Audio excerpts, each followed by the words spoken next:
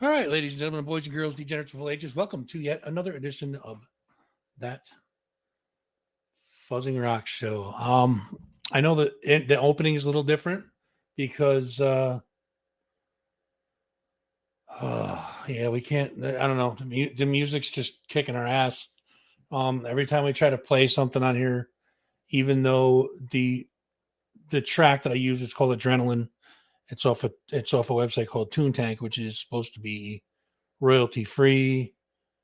Facebook keeps knocking it down and giving us dings and threatening to take us off their platform. So I guess we got to kind of be quiet now and start off with a little. I got to think of something to keep your attention a little better in the beginning.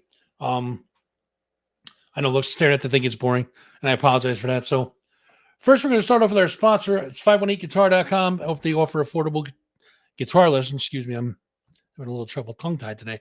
They offer affordable guitar lessons for the 518 area. You can contact Andrew for more information at 518guitar.com, or you can call 518-878-5116. Gift certificates are also available. You guys can give the gift of music to someone you love, someone you hate, someone you're all right with. I don't know.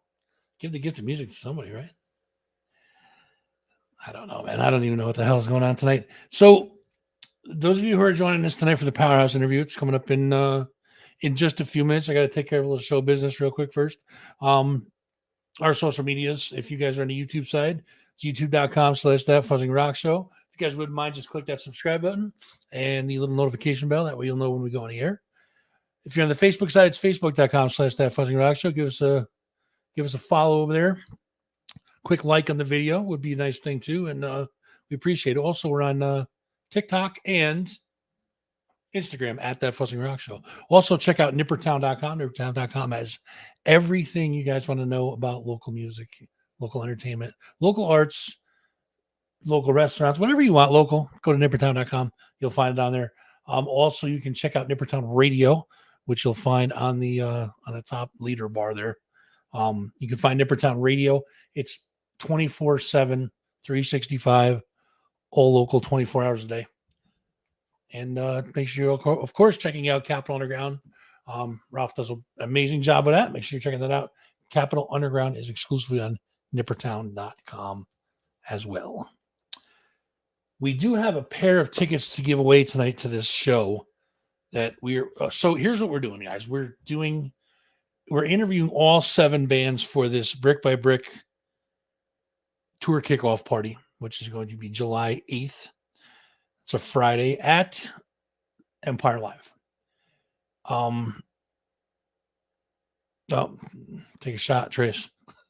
It's the Brick by Brick tour kickoff party. Cutthroat, Powerhouse, Violent by Design, Concrete, Oakheart, Breathless by Dawn, and of course, the mighty Brick by Brick. And we are going to be doing an interview with. So Powerhouse is tonight, and it's recorded, guys. So unfortunately, you can't ask many questions. But Powerhouse is tonight. Cutthroat will be Thursday, two nights from now, and of course, Brick by Brick will be July 5th, live from the Bull and Bee, and that's going to be an interesting night, trust me. So, anyways, I do have a pair of tickets to give away to this show. If you guys are interested in a free pair of tickets, all you have to do is type in the chat BXB. BXB, type BXB in the chat. I'll bring up the Wheel of Doom while I'm playing the interview. And then we'll put as you guys put BXB in the chat, I'll put your name on the wheel and we'll spin the wheel, and whoever wins it. Sound fair? That's how we're going to do it. So make sure do me a favor, guys. Grab a pen and paper real quick. I'll wait. Grab a pen. Grab some paper. Now write this website down. You ready? UpstateRecordsNewYork.com. Go over there and show Kim and Mario some love. They're doing some great things over there, man. Kicking some ass over there. So make sure you guys are checking that out. UpstateRecordsNewYork.com. And we shall, without any further ado, let's get into it, shall we? So this was recorded I want to say a week ago, maybe a week and a half ago, something like that. But I got to sit down with Cris and Eddie at Powerhouse and had a nice discussion with them. That's what you guys are going to be checking out right now. So without further ado, check out Powerhouse, guys.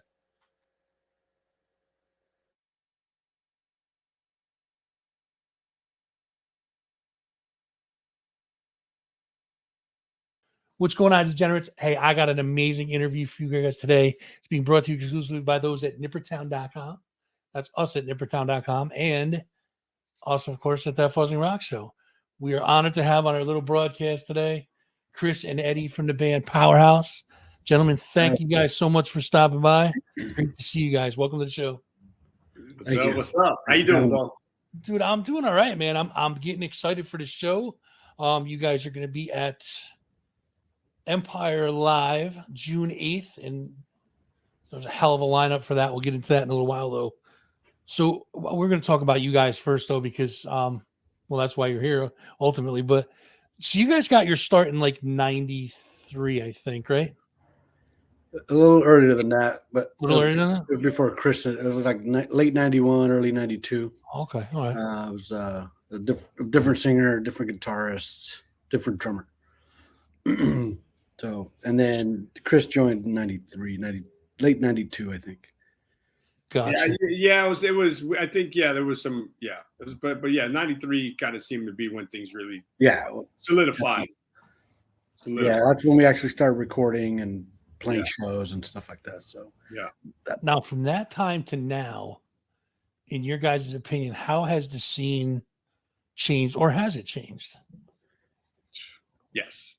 It's definitely changed, man. There were crickets when we were playing back in the day. There was like, there was not a hardcore scene to be had in the Bay Area at the time. And nowadays, it's exploding with talented bands. I mean, there's so many good bands around here right now. And the South Bay, which is part of the Bay Area here, you talk about San Jose and the Santa Cruz area and all that. It's just making so much noise with some really, really great band. I mean, you're talking about Drain and Gulch and Tsunami and Scow, and we got Urban Sprawl from up this way, and I mean these streets and Cutthroats, and I mean there's a list of bands, man. It's crazy. There's like so many bands doing so many things, and particularly in the South Bay right now, it's bumping. But we didn't have that. That was definitely, we were playing metal shows. We were playing, we were jumping on punk shows. We were jumping on metal shows. Like anything where we could get a show at the time is what we did. Ernie we would play all these like crusty, like punk houses in North Oakland and wherever else. And I mean, they're pretty disgusting, like shows. But like, it was a show at the time. We took what we could get. Right. I mean, but the best part about back then was it was like you could do that. You could kind of blend the genres together where you could be on a metal show or, a punk and hardcore show or a punk and metal show or metal and hardcore. So like you could kind of intermix the three of them and it was cool. Everybody's kind of cool, but you can't mix like a like a country show with a hardcore show. You know what I mean? You can't mix those genres, which is good. So it was good that you guys actually got to get in on some of those shows. But yeah, the scene in upstate New York here is stronger than ever was. Metal and hardcore both, which is awesome. And the punk's making a pretty big comeback too, which is great. It takes everybody, right? Yeah, absolutely. And the wealth of talent in this area, I'm sure you guys got it there too, but the wealth of talent is unbelievable. Like it's just that we have so many artists that's what Nippertown and my show focuses on, is trying to kind of get local talent's name out there. Yeah. And I do a lot of work with national bands too, but not as much as the locals. Trying to kind of elevate them and get their names out there. And it's just like I'm so busy I can't get to everybody. I want to, but I can't, but it's so you guys will be here, like I said, June 8th in Albany at Empire Live. Are you guys currently touring now, or is this just kind of a one-off show? Not a one-off. We have 3 shows that weekend, but we're basically just coming out. We built a couple of the shows around This Is Hardcore, so we'll be playing This Is Hardcore on Saturday the 9th. So, oh, okay, all right. We'll be doing upstate with Mike and Brick by Brick, and I'm looking forward to that show. It's gonna be a lot of fun.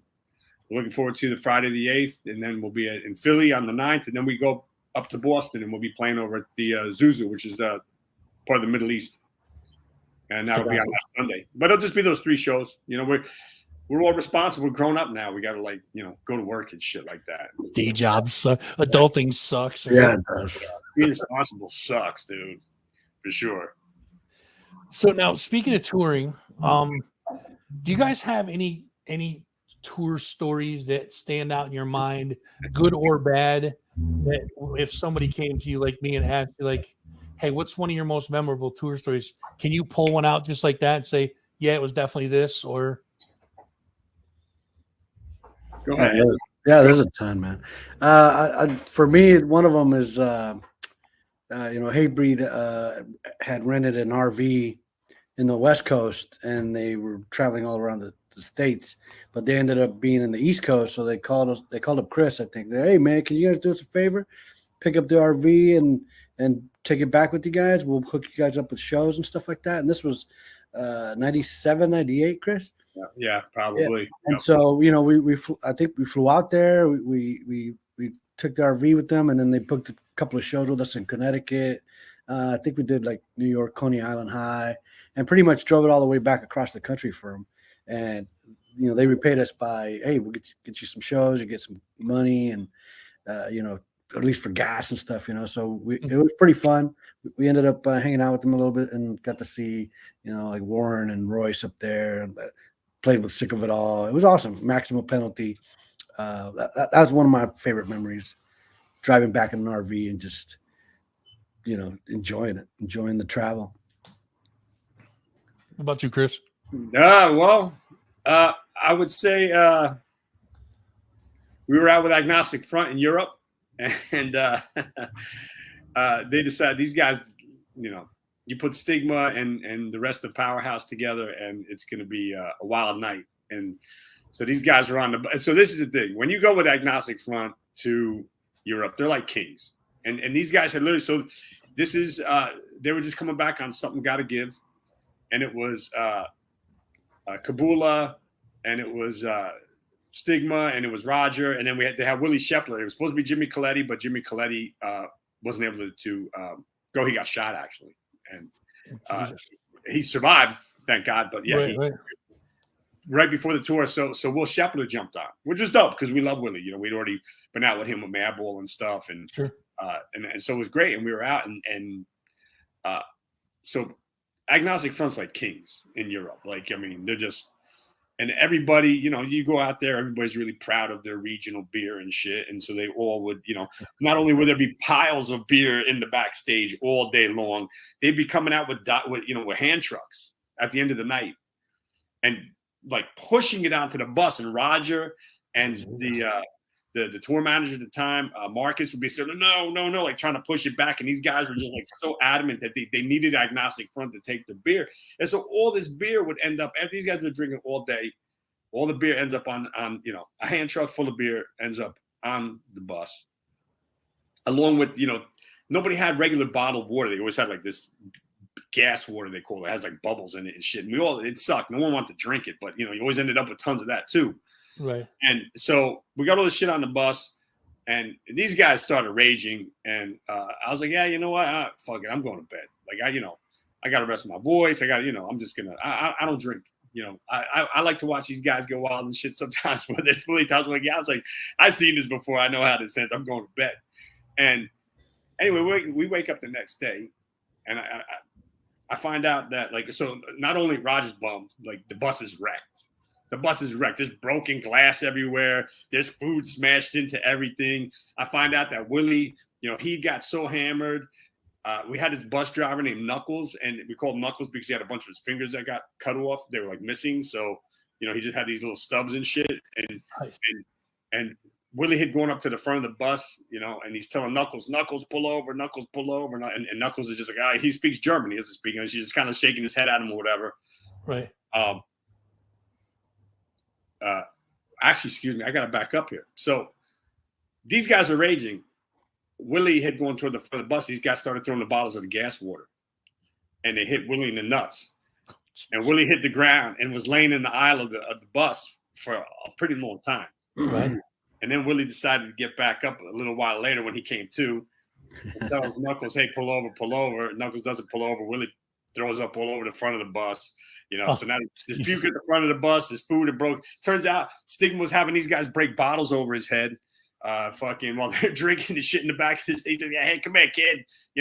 Break this bottle over my head." And don't ask me, Okay.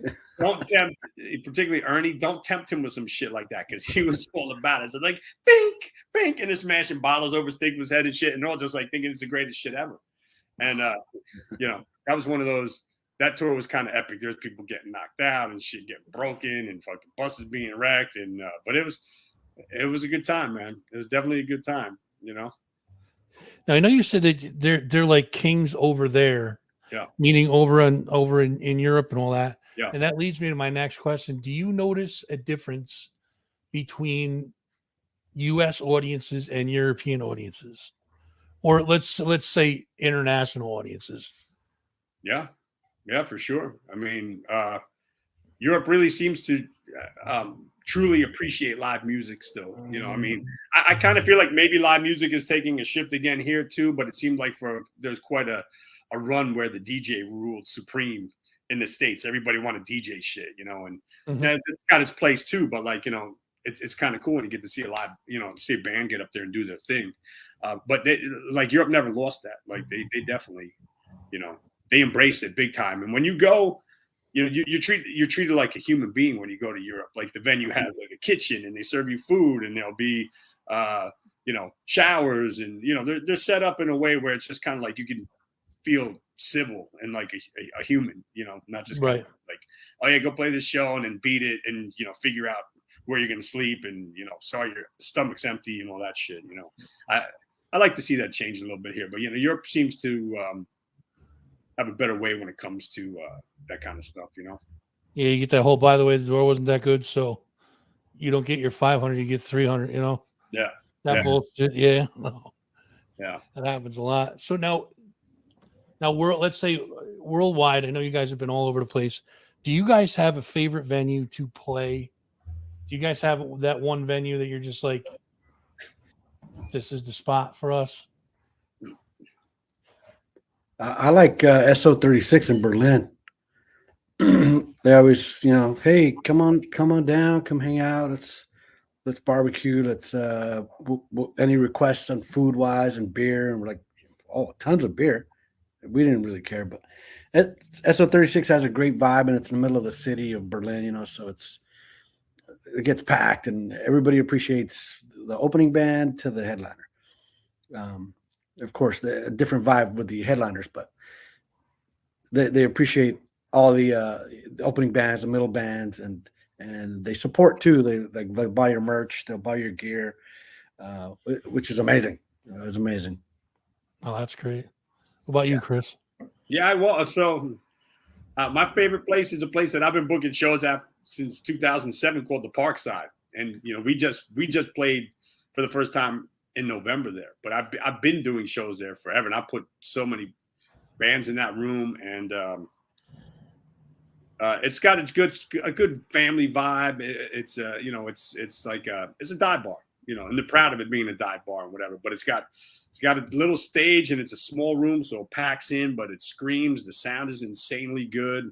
And it's got like a beer garden areas, and they serve food, and it's a full bar, and it's all aged, and it hits all the marks, man. And I've packed so many people into that room, and I've done Cro-Mags there, and Madball there multiple times, and Cruel Hand, and Terror, and Sheer Terror, and H2O, and Murphy's Law, and I mean the list goes. I put so many bands in that room, and every single time it's just a killer show, man. But the vibe is just great, and then so for me, hands down, that's my favorite spot to do a show, play a show, anything. It's just like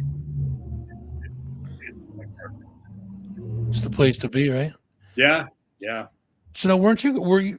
I don't know if I read this wrong, or if I don't know if were you guys instrumental in opening up a spot in Oakland in your area called the Bomb Shelter? Was that you guys? That's Yeah, Ernie Ernie found a dude willing enough to sign a lease. And what was that kid's name? Brett, Eddie? Was it Brett? Yeah, Brett. Yeah. Brett. He was kind of like, he was a nice enough guy, but he didn't really understand what he was getting himself into. And Ernie convinced him to sign this lease and be kind of the guy, the fall guy, if things weren't to go well.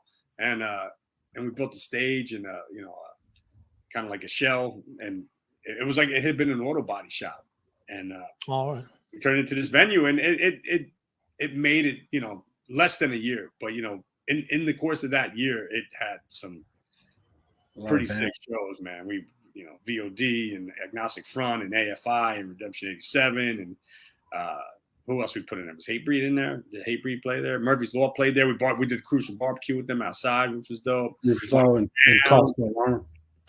Forlorn, Brothers Keeper. I mean, we had that. It was like a pretty epic run, at the time. There was a lot, we ended up getting 300-400 kids on a 3-day notice on a VOD show just because VOD wanted to fill a day. They had a day off, and he put a show together for us, and and screamed. It was a cool spot, man. It was a cool spot. It was fun. Yeah, but it was deep in the hood, bro.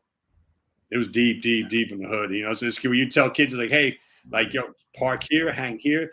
Do not go up that street that way. Do not go over that way. And when you leave, just go back the way you came in, because you're Oakland gets live, man. Oakland's still a rough town, especially when you get east side like that, where the venue was. Yeah. You gotta, Yeah, one wrong turn. And it's almost like one of those. It's almost like one of those things where if you cross this, you're good up until this street, and then if you cross this street, you're fucked. Like, you know what I mean? Yeah. Can be. It definitely can be. So let's talk about you guys' music. You guys have I've been looking at the releases you guys have out. Started off with I'm going to call it the white cover one. I think it was the EP in '94. Right. No Regrets, What Lies Ahead, Pandemonium. Now, Renegades, is that your newest? That's your newest stuff that's coming out, right? Yeah, that's dropping on the 17th. Yeah, 17th of June. 17th of this month, right? Yeah, Friday. Yep. Yeah, next Friday. Let's talk about that a little bit. Friday. We got about 3 days. Yeah. This is a new full-length album? No, six-song EP.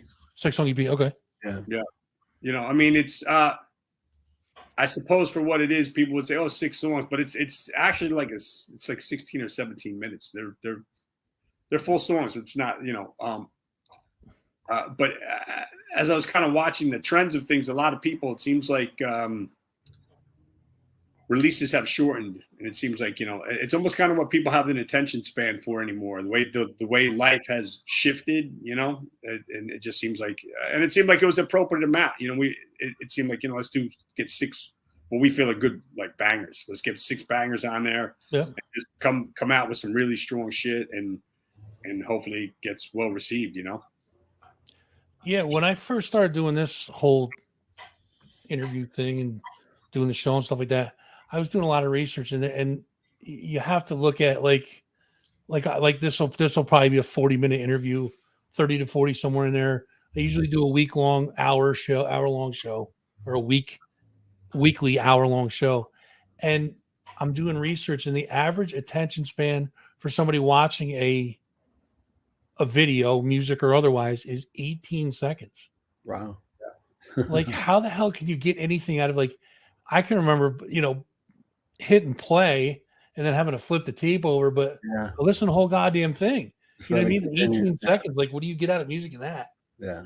Well, I guess that kind of comes with the luxury of kind of having so many things at your fingertips when it comes to the internet, and that you can just kind of pull shit up as you want it. Whereas, back in the day, you had to go out and track something down and purchase the entire thing, not really knowing if you even liked it or not, and then taking the gamble, and then you'd have to sit there and really listen to it and decide if you spent your money well or not. Rewind, play. Nope, not yet. Rewind, play. Nope, not yet. Okay, there's the beginning. Or no, there's the ending of the last song. Yeah, exactly. So the people I feel bad for is the ones that had 8 tracks, man. Because they had to click, and then wait for the other song, and then click 4 more times. Like, That was like rocket science figuring them goddamn things out. Yeah, I never could figure those things out. So how long did the new album take to write? Was it a fairly quick process? Did you guys? Yeah, no. Well, there was a pandemic in the middle of that. Yeah, fuck that. You know, we was it 2018? We started getting together, and you know, first we were working on the old stuff just to tighten stuff up and catch up, and then from that point on, I was like, hey, let's get some ideas on the table and write a song. And you know, I came up with It's Been a Minute, and I presented it to the guys, and I was like, you know, we worked on it for a week or two, then a month, and then all of a sudden the pandemic came through, and nobody was rehearsing, nobody was doing anything. So we put all that on the back burner for a year and a half or two, and then the drummer that we had, Max, was was helping us write that song, and then it didn't work out. So you know, Walter was like, "Well, I'm going to move back to California." So he did like a year ago, and you know, we worked. Oh, Cris and Walter were roommates. Cris and Walter were roommates for a minute, and then they wrote a bunch of stuff, and they presented it at practice. We practiced once or twice a week, try to get the stuff, you know, the structure down to what felt the best. And I feel like, you know, the first song, probably a couple weeks when we had it down, and then the 5 songs that Cris and Walter wrote and presented, that took a little longer because there was more songs. But I think like within 6 months, we had the basic structure down, and worked on the progress of you know, putting it down to record. And then after we like a year ago, we recorded it, and then the memory got wiped out on the computer. The hard drive just crashed, so we had to go in there and redo it again. This time we did a couple of tweaks here and there just to, you know, whatever, make it even better. And within like a couple of weeks, I think we were done. We were done recording that. I mean, it's 6 songs, but you know, we wanted to sound as best as we could for us and for everybody else. Now, do you guys have your own spot to record, or do you guys go to a studio and do that, or how's that work? We've recorded with Michael Rosen a bunch of times now, and Michael Rosen's his resume is pretty legit. Sure. He's worked on some pretty amazing stuff, and he's a friend. Like he's a friend of ours, and as he was opening up his new studio, I did some work for him, so we had some credit as well, so it made sense. And his studio is West Oakland, where we rehearse is West Oakland. I mean, we're literally like a quarter mile away. You know, you can see one building to the other, really. And so it was easy. It was easy. But yeah, I mean, recording with Michael was great. Michael has the ability to get some really like guitar tones, particularly. He kills it with guitar tones. He gets really great guitar tones. But he's got a cool room, man. And so we went back. Seemed like it made sense, you know. Yeah, absolutely. So this is the new one's coming out 6/17. Yep. Where can people find that? Is there going to be on a website? Obviously, you guys probably stream to all the popular platforms and stuff. Is there? Yeah, it's going to be on all the streaming platforms. We're going to put it up on Bandcamp, and some tracks will be on YouTube also. But yeah, pretty much. You know, and then you can purchase through Pitchfork, and you can purchase through Upstate Records as well. They both got it. If you're in Europe, Cortex will be carrying it. I know Revelation has some. You know, if you're looking for the vinyl, if you're looking for actual physical copy, that's what we have. But yeah, all the streaming platforms and the Bandcamp will have it too, for sure. Yeah, I'll definitely give a shout out to Upstate, Mario and Kim. They're 2 amazing people. Yeah, they've been super helpful, man. I mean, they've been and just super gracious with their time, just lending it to us the way they did. It's pretty cool. Yeah, awesome. Yeah. So now you guys, the lineup you guys have now, of course, with the exception of Ernie, who unfortunately is no longer with us. Rest in peace to him. And from what I've been reading about, just stuff online, I've been reading about him. He's pretty well revered guy. I mean, I was hearing people call him like the Godfather of Bay Area hardcore, stuff like that. Like that's pretty awesome. Now, who took over for the bass for him. Is that the same person still, or? Yeah, we got Casey Watson. So you would know him from he did quite a few different hardcore bands. One being Look Back and Laugh. Yep. In the Bay Area. He also played in the Old Firm Casuals. Yeah. Boy band, and then he played when Craig was out with Sick of It All. He would play for Chromax. Mm-hmm. But he's also played. He's been in a ton of other bands. But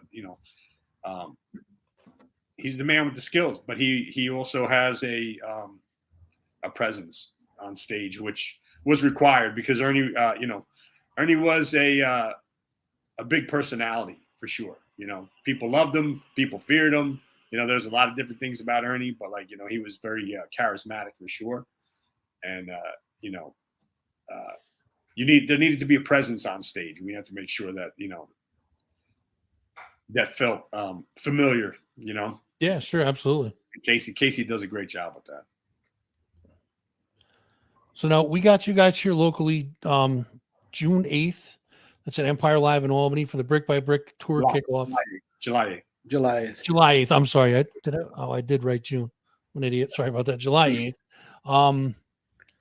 Lineup includes some killer talents. It's going to be a hell of a show. Breathless at Dawn, Oakheart, Concrete, Violent by Design, Cutthroat, of course, Powerhouse, and then Brick by Brick. Here's an interesting question, and I don't know if you guys can answer it quite accurately or not, but how did you guys first get in with the Brick by Brick guys, and what was that experience like? Well, me and Mike are brothers, so I've known him, and I see him at the Black and Blue Bowl just about every year. I talk to him on the phone quite a bit, and he's just a super solid dude. I'm psyched to know him. He's a good guy, and I know Eddie's made it to he made it in January. He flew out to see the shows and stuff, so he met Valente now too. Mm-hmm.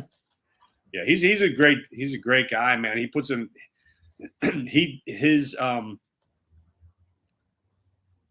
he makes himself available for so much shit for so many people. It's impressive. It's really cool the things that he does.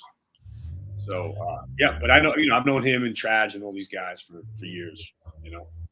Riley, Bob Riley. Yeah. Just talking to you in the first 3 minutes, I think I was talking to you. You do pretty much what he does out there, from what I understand. Yeah. And I mean, my hat's off to both you guys, because these scenes wouldn't survive without guys like you, which is awesome. And I mean, the bands, and I'm not even going to say the bands owe you guys, because you guys don't want anything in return. You just want a solid scene. And I think that's freaking admirable. So my hat's off to both you and Mike and every other guy that's out there doing it, to the scenes in, Duluth, Minnesota, or where the hell Duluth is, or, somewhere in the middle of Iowa where, shit like that. But I mean, that's every scene needs guys like you and Mike. I mean, Mike I can't even explain what he does up here for all the bands. And it's not just for hardcore bands. It's metal bands. It's the punk bands. It's the regular rock bands. Like, I don't know how he does it half the time. As a band, you like, it's comforting to know that there's a person that has got your back when you're touring. Like, you feel like you're going into a good situation, that these people have your best interest at heart. And so for me, having done bands and toured and all that stuff, like, it's important to me that I can extend what I feel is the best goodwill that I can when bands come through, because at that point, I mean, you're just out there, man. A hardcore band. I mean, there's been shows where we've shown up and it's a bust, and the guarantee doesn't show up, or this or that. Next thing you know, you're walking out with PAs and shit that you don't really need, but it's the only way that you're going to get paid in the end, and shit like that. But it's. I know a lot of times, when bands would find out, say I was booking, and I did it because I wasn't doing Powerhouse anymore. When Ernie passed away and we weren't playing music, doing the shows was my way to at least kind of stay connected and be involved still, and feel like I'm a contributor, because that's what I wanted to be. But I also knew at that point that when bands were coming through, a lot of times they did know me and they can say, oh shit, yeah, no, this will be a good show. We're in good hands. Yeah, we're gonna be okay. Yeah, exactly. Yeah. You know, and that's a good thing, man. That's a good thing when you can do that when bands are out there, you know. So that being said, it would be extremely helpful to me, and this is kind of, you know, I don't know you very well, but I'm going to ask you for a favor anyways. You guys have any good dirt on the Brick by Brick boys that we can kind of hold over their heads? Because that would be great for me. I mean, I love Mike to death, and I'm sure he'd probably be like, no, tell him everything. But you guys got any good story, any good Brick by Brick stories? When I was at the Julian Holiday, man, I was like, yo, Mike, I need some Jack Daniels and some killer beer. And next thing you know, it's $200 later. I was like, bro, you just took $200 from me, man. But I had whiskey and killer beer, but Murphy's Law killer beer and the Sheer Terror Jack Daniels. I was like, I was in heaven. Even though it was like negative 20 degrees outside. That's what whiskey kept you warm, right? Yeah, bro. I mean, hell yeah, man. Yeah, I mean, walking up to him, there's no dirt. I just walked up to him and he's like, just tell me what you need. I'll get it for you. And he's like, oh, $200. I'm like, damn. All right. No worries. That's all right. This is the dirt. He's a big teddy bear, that guy. Yeah, for sure. He's a teddy bear. Yeah, don't tell everybody that. The videos he posts like about his daughter that he's doing the random stuff. So such a teddy bear, bro. The best one for me was the Tea Party post. He posted the picture of the Tea Party where it was. Yeah. But you know what, dude? It's. I mean, there's two sides to him. There's the Mike side, the genuine Mike side, where you're right. He's a teddy bear. He'll do anything for anybody, but don't get on his bad side. No, that's true. the side you don't want to see. I mean, that's unfortunately he has to have that side. But you know, but for the most part, I mean, and he's good at that too, bro. Yeah, really good at that too. Oh, no doubt about that. You know, he's good at that too. Going to be arms around each other, drinking or fighting like a motherfucker. Either way, you're gonna be talking to Mike one way or the other. Now, for sure. That's good, man. Yeah, I have a live interview with them at the Bull and Bee down here in Albany. It's a meadery, so that's going to be that'll be an interesting night for sure. Him and Ray bartends down there, so Ray'll be behind the bar. Yeah, it's going to be a good night. So it's going to be an ugly night. But the better night is going to be July 8th. It's going to be at Empire Live. You guys can check out Powerhouse there. They are going to be here with all of the other bands we just talked about. We are at the end of our time, boys, and I definitely appreciate you being here. But I want everybody to make sure you guys check out the new album. Is it called? It's called Renegades, right? Is that the new album? Yes. Okay. The new album is called Renegades. Again, it's going to be out on the 17th. You can find it on Bandcamp primarily, but you can check all your other streaming platforms. If you guys want to get in touch with the guys, it's first the Bandcamp is Powerhouse, obhc.bandcamp.com. Instagram is at Powerhouse OBHC. All of their other info you can find at linktr.ee/Powerhouse OBHC.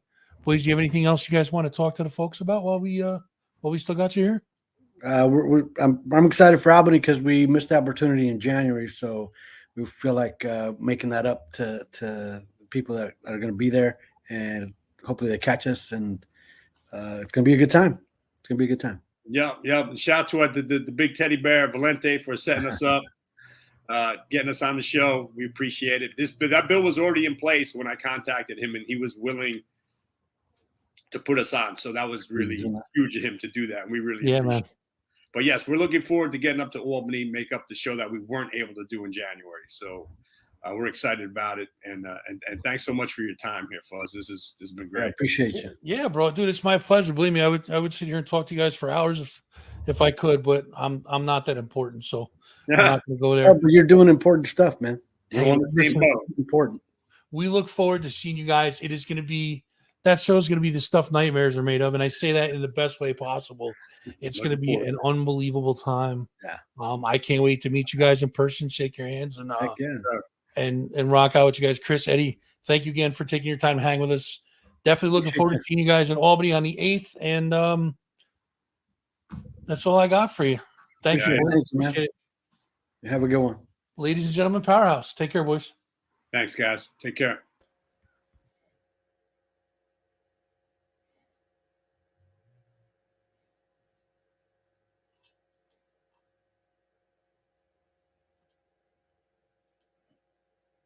There we go.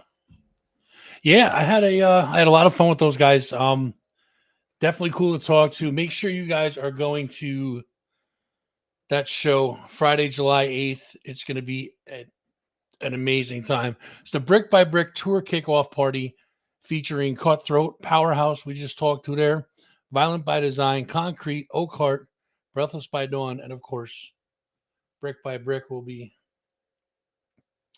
knocking the walls down after everybody brings the roof down. So you're not going to want to miss it. Again, July 8th, Friday, July 8th, Empire Live. Make sure you guys are getting down there. I want to thank all of you guys for joining us tonight.